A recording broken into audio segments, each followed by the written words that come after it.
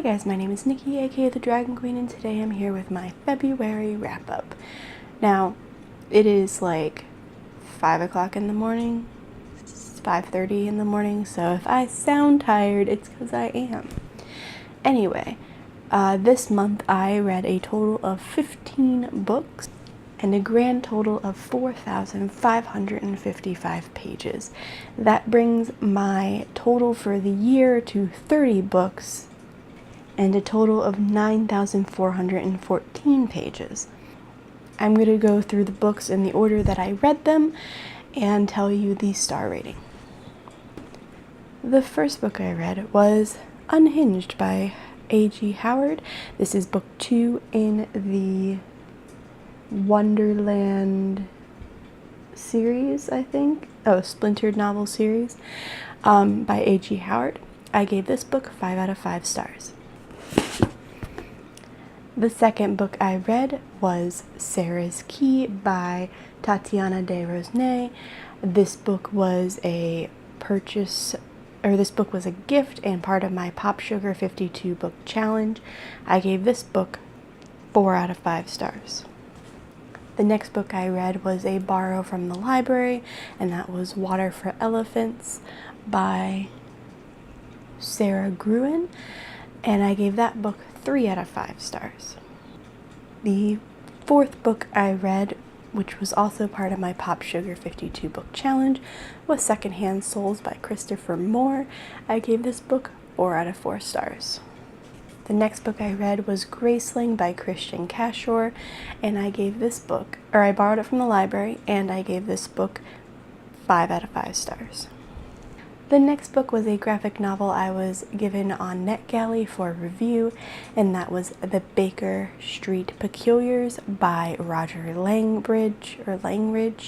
I gave this book 3 out of 5 stars. The next book was also a graphic novel from NetGalley for review, and that was I Feel Bad by Ori Oslander, and I gave this book 3 out of 5 stars.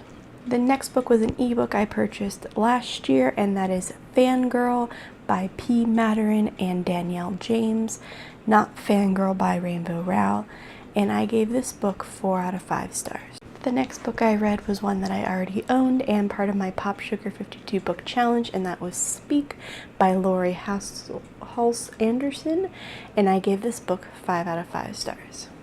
The next book I read was a beta read gifted to me by my friend, and that was Burn the Devil by Jen Ponce, which is officially out as of today, and I gave that book 5 out of 5 stars. The next book was also a beta read, and that was Child of Clay by Fiona Skye, and I gave that book 5 out of 5 stars. The next book was a borrow from the library, and that was the Alpha and Omega series Cry Wolf by Patricia Briggs, and I gave that one 5 out of 5 stars. The next book is the second book in the Alpha Omega series, Hunting Grounds by Patricia Briggs, and I also gave that book 5 out of 5 stars. The next book I read was one that I already owned, and I was gifted. This is Artemis Fowl by Eoin Colfer.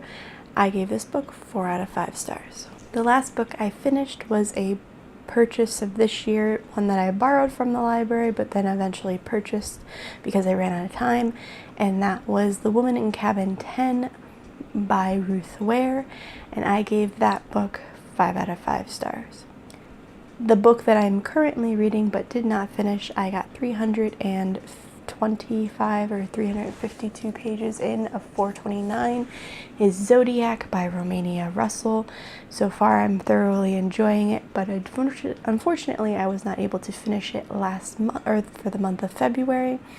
Also, I mentioned in my January wrap-up that I was 60% in an Americana by Chimamanda Ngozi Adichie.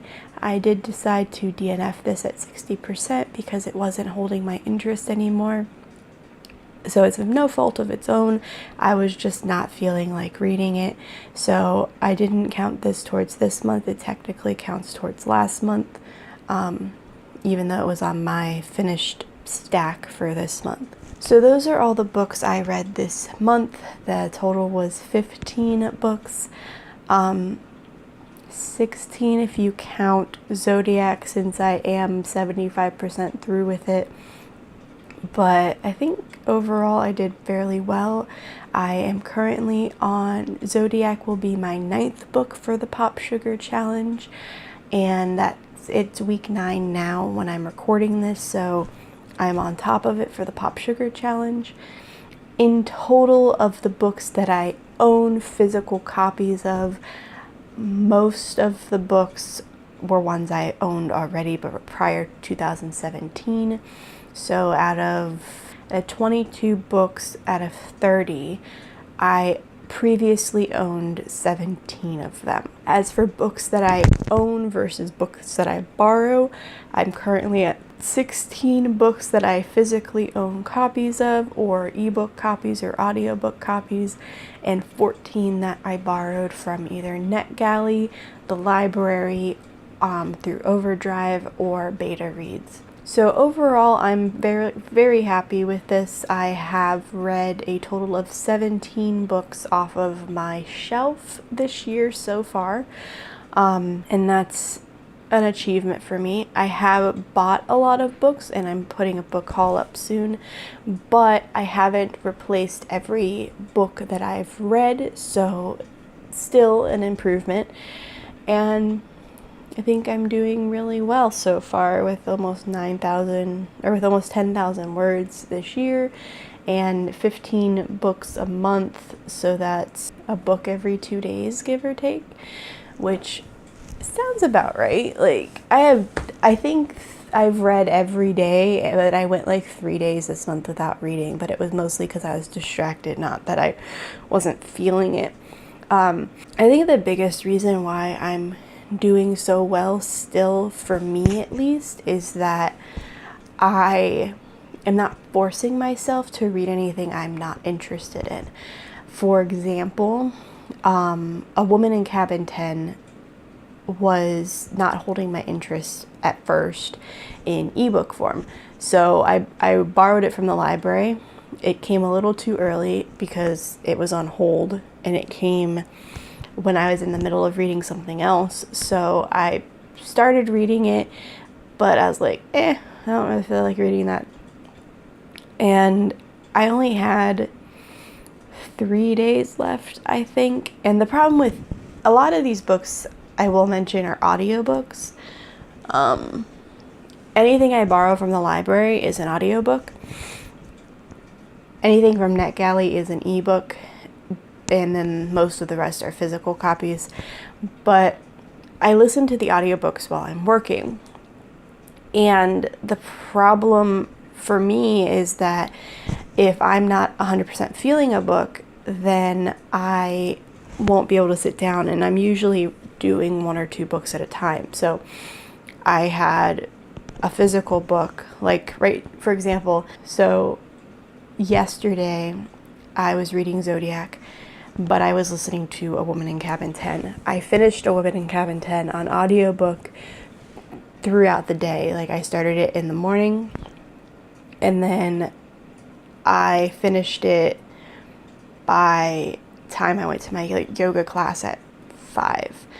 So I read all of it listened to all of it in one day. And it was really good. Like, I recommend that book, especially in audiobook. I will give you a trigger warning because it is anxious filled, like the character has anxiety.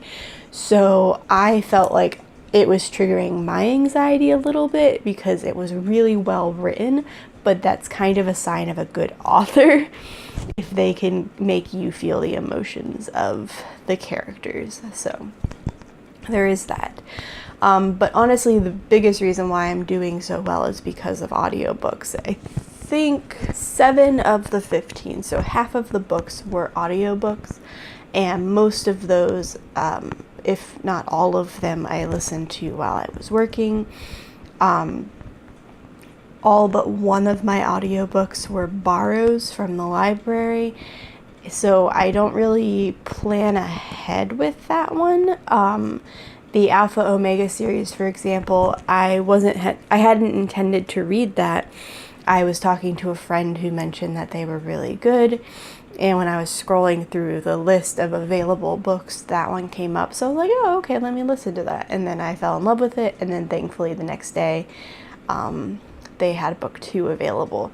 So the downsides of using like a site like Overdrive, where audiobooks are free, you have to rely on what your local library has available. And so far, I've been lucky and I've been able to find something that I was interested in reading. I still know there's at least 4 or 5 that I've seen that were available last time I looked that sounded interesting. There's Fire, which is the second book of the Graceling trilogy, but evidently it's like a prequel. There's Blink, which is a nonfiction book, which I own the paperback copy of, but I never finished it. So if I would continue, I would probably try to read it in audiobook so that I can remove it from my shelf. And if I don't like it on audiobook, then I'll get rid of the paperback as well. I'm hoping they have book 3 of the Alpha Omega series. There's also all the Harry Potter books, so if I choose to listen to Harry Potter instead of reading it, then I can do that. There is a couple of books that I do own, so I can listen to the audiobooks of books that I already own, and then once I'm off of work, I can then transfer to the paperback so I can still continue to read it. And that's one thing I do like. I did get an Audible subscription for The Woman in Cabin 10 because they didn't have it at the library and I couldn't find a free audio copy, so I did purchase that one. But I'm really glad I did. It was really well read by the voice actor. So let me know down below how many books you read this month and which books they were. What was your favorite? Have you read any of the books that I just mentioned? And if so, what did you think about them? I love to have a conversation. And like it if you like it, subscribe if you want to. And this is the Dragon Queen signing off.